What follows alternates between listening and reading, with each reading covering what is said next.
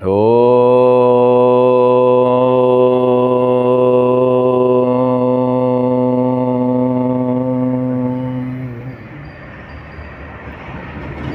परमपिता परमात्मा के द्वारा दी गई दिव्य शक्तियों के बारे में हम आज चर्चा करेंगे। हम सभी जानते हैं दो सत्ताएं चेतन हैं इस ब्रह्मांड के अंदर, जिनको बनाने वाला कोई भी नहीं है, आत्मा और परमात्मा। इनसे अलावा कुछ भी है, सभी कुछ तो बना हुआ है। आत्मा की सामर्थ्य के अनुसार परमपिता परमात्मा ने दिव्य शक्तियाँ दे रखी हैं। कुछ चर्चा पहले हुई थी, कुछ आज करने को है। जैसा भी विषय रखा गया है दिव्य शक्तियों का। दिव्य शक्तियाँ प्रकृति, जड़ प्रकृति से बनाई जाती हैं। पहला तत्व परमपिता परमात्मा प्रकृति ही बनाता है। प्रकृति के बाद महतत्व यानी कि बुद्धि, इसके बाद अहंकार, और अहंकार के बाद 5 तन मात्राएं, शब्द, स्पर्श, रूप, रस और गंध। इन पांचों से 10 इंद्रियां और 11वां मन।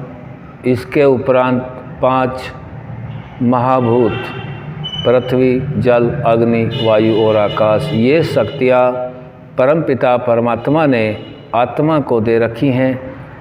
यह सभी ध्यान रखने वाली बात है। सभी आत्माओं को सभी शक्तियाँ नहीं दे रखी हैं। किसी को बहुत कम है, किसी को बहुत कम है, लेकिन ऐसा भी नहीं है। जिस जाति को दी उसी अनुपात में दी हैं। जैसे मनुष्य के शक्तियाँ अलग हैं, पशुओं की अलग हैं, वृक्षों की अलग हैं, पक्षियों की अलग हैं। तो इनमें सभी प्रकार की शक्तियाँ, कोई सक्रिय हैं, कुछ निष्क्रिय हैं। इस तरीके से परमात्मा ने इनका विधान करके अनेक अनेक आत्माओं को अनेक अनेक तरीके से शक्तियाँ दे रखी हैं। मन की शक्ति, मन आत्मा के सबसे अधिक नज़दीक होता है और मन का ही कार्य है जो आत्मा को अच्छे बुरे कामों में प्रवृत्त कर देता है। बुद्धि का कार्य निर्णय करने का होता है। जैसे जैसे वातावरण में हम रहते हैं, हमारी बुद्धि के ऊपर वैसा वैसा प्रभाव पड़ के उसी प्रकार का निर्णय देने लग जाती है और मन भी उसी दिशा में कार्य करता है। हमारे आसपास का वातावरण जैसे उदाहरण के लिए निकृष्ट व्यक्तियों का है। हम चाहे जितना भी प्रयास करें, निकृष्ट गुण हमारे परिवार, संतान आदि में आसानी से आ जाते हैं। दूसरी तरफ हम देखें, वहीं आसपास में हमारे पास कोई विशेष ज्ञान नहीं होता, लेकिन वहाँ का वातावरण जहाँ हम रहते हैं बहुत ही सुंदर, धार्मिक, जितेंद्रिय, पुरुषार्थी होता है। तो वो हमारे आने वाले संतानों के अंतःकरण में प्रविष्ट वे संस्कार कर जाते हैं, उनका प्रभाव पड़ता है।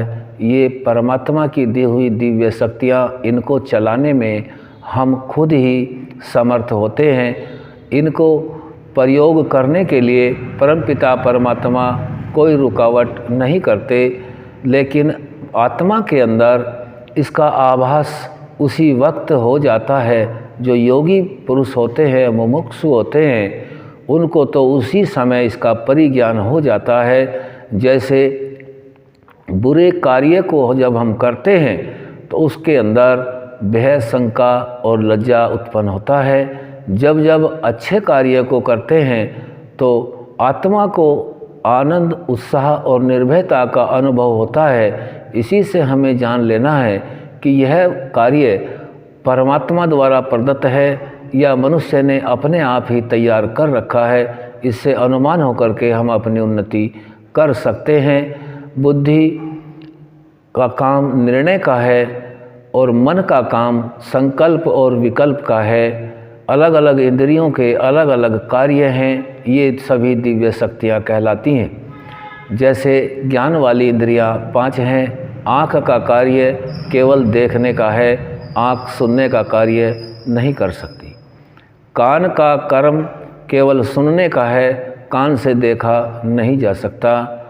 ऐसे ही जीव का जो कर्तव्य कर्म है, जीव का रस का ग्रहण करना है। रसों के अलावा ये न तो भाषा को परिवर्तन कर सकती, न ज्ञान रख सकती, ये इसका कार्य नहीं है। ऐसे ही त्वचा का कार्य स्पर्श का है। इसी प्रकार से कर्मेंद्रियां हैं। हाथ का कार्य हाथ से ही होगा, पैरों का कार्य पैरों से ही होता है, और मुंह भोजन करने का कार्य, वाणी का कार्य मुंह से होता है। और 2 मलमूत्र के द्वार हैं, वो भी कर्मेंद्रियों की श्रेणी में हैं। 5 कर्मेंद्रियां और 5 ज्ञानेंद्रियां परमपिता परमात्मा ने ये सारा का सारा जितना भी विधान है, सृष्टि स्थूल बनने से पहले ही इन दिव्य शक्तियों को बना करके रखा है। ये दिव्य शक्तियाँ 24 प्रकार की हैं। इन 24 प्रकार की शक्तियों से आत्मा कार्य लेता है। ये सभी दिव्य शक्तियाँ होती हैं। दिव्य शक्तियाँ को बनाने वाला कोई दिव्य ही हो सकता है, और वह केवल परमपिता परमात्मा ही है। इसके अलावा अन्य किसी में वो सामर्थ्य नहीं है कि वो उन शक्तियों का निर्माण कर सके। सृष्टि जब कार्य रूप में आती है, इससे पहले वो कारण रूप में रहती है। कार्य में हमें दिखाई देता है स्थूल जगत, लेकिन इससे पहले यह सब सूक्ष्म जगत होता है, और इस सूक्ष्म जगत में सभी दिव्य शक्तियों का परमपिता परमात्मा निर्माण कर देते हैं। आप कितने महान हैं। अपने पुत्र समझ करके पुत्र आत्माओं को मोक्ष में ले जाने के लिए सभी तो साधन दे रखे हैं। परमपिता परमात्मा की न्याय व्यवस्था वेद में दे रखी है। वेदानुसार कर्म करने से जितना भी फल प्राप्त शुभ कर्म में होता है, इतना अन्य किसी तरीके से नहीं हो सकता। वेदानुकूल आचरण करने से, वेद का ज्ञान प्राप्त करने से, ऋषियों के मार्ग पर चलने से, शास्त्र उपनिषद आदि जो ऋषि दयानंद सरस्वती जी ने लिखे हैं, उनको पढ़ने पढ़ाने सुनने सुनाने से जितना लाभ आत्मा प्राप्त कर लेता है, इतना अन्य किसी क्षेत्र से प्राप्त नहीं कर सकता। इस समाज के अंदर देखा जाता है कि मनुष्य अपना ज्ञान मनुष्य को परमात्मा का ज्ञान बता करके उनको भ्रमित कर देते हैं। यह ऐसा नहीं है। परमात्मा का ज्ञान तो केवल परमात्मा का ही ज्ञान होता है, उसमें मनुष्य का ज्ञान नहीं हो सकता। इतनी उन्नति मनुष्य का ज्ञान नहीं कर सकता जितनी उन्नति परमात्मा का ज्ञान ऋषियों के बताए मार्ग से मिल जाता है। परमात्मा के द्वारा दिया गया वेद, जितने भी चारों वेद हैं, इनके उपवेद भी हैं, इनके जो है जितना भी ज्ञान ऋषि प्राप्त समाधि अवस्था में कर लेते हैं, उसको हमें साधारण भाषा में समझाने के लिए ऋषि प्रदत्त जो ज्ञान होता है वह बहुत लाभकारी होता है, और दिव्य शक्तियों की जानकारी वहीं से हमें प्राप्त होती है। आज जितने भी हम चमत्कार आदि ये कर्म देखते हैं, ये परमपिता परमात्मा की न्याय व्यवस्था के विपरीत होते हैं। परमपिता परमात्मा की व्यवस्था के कुछ गुणों का हम यहीं ध्यान करते हैं। पहला गुण है, जितने भी कर्म भौतिक जगत में देखे सुने जाते हैं, व्यवहार में लाते हैं, वो सभी ईश्वर के गुण कर्म स्वभाव के अनुकूल होना हो तो वह वैदिक है, ईश्वर के ज्ञान के अनुसार है। दूसरा, जितने भी हम कर्म करते हैं वो सभी सृष्टि नियम के अनुकूल होने चाहिए। सृष्टि नियम के अनुकूल नहीं है तो वह परमात्मा का ज्ञान नहीं हो सकता। जैसे जो कर्म परमात्मा का है और वही कर्म कोई मनुष्य कर लेता है तो वह सत्य नहीं हो सकता। तीसरा, जितने भी आप्त पुरुष ऋषि विद्वान होकर के अब हमारे बीच नहीं है, उनका ज्ञान हमारे बीच में है, उनके कथन के अनुसार इन शक्तियों का उपयोग करने में जितना ज्ञान वहाँ से मिल सकता है, उनके अनुसार कर्म करने में सत्यता को प्राप्त होकर के आगे बढ़ते हैं। अन्य कोई रास्ता नहीं है। आगे बताया है, जैसा अपने आत्मा को सुख प्रिय होता है और दुख अप्रिय होता है, वैसा ही हमें संपूर्ण भूमंडल में ब्रह्मांड में समझ लेना चाहिए कि वैसा ही दूसरे को भी होता होगा। ये सभी दिव्य शक्तियाँ जो सूक्ष्म रूप में परमपिता परमात्मा के द्वारा बनाई गई हैं, यानी इसे समझ लेते हैं प्रकृति से लेकर के प्रकृति भी बना हुआ है। सत, रज और तम, 3 गुणों से प्रकृति बना हुआ है। और इस प्रकृति के बाद 24 तत्व यानी पृथ्वी, जल, अग्नि, वायु और आकाश तक बनने में कोई स्थूल जगत नहीं बनता, जिसको हम भौतिक शरीर से नहीं देख सकते। यहाँ इन 24 तत्वों तक केवल अनुभव, आभास और ज्ञान के माध्यम से ही इसको देखा जा सकता है, योग के बल पर देखा जा सकता है, समझा जा सकता है। इन गोलक आदि आँख इंद्री के द्वारा नहीं इसको देखा जा सकता।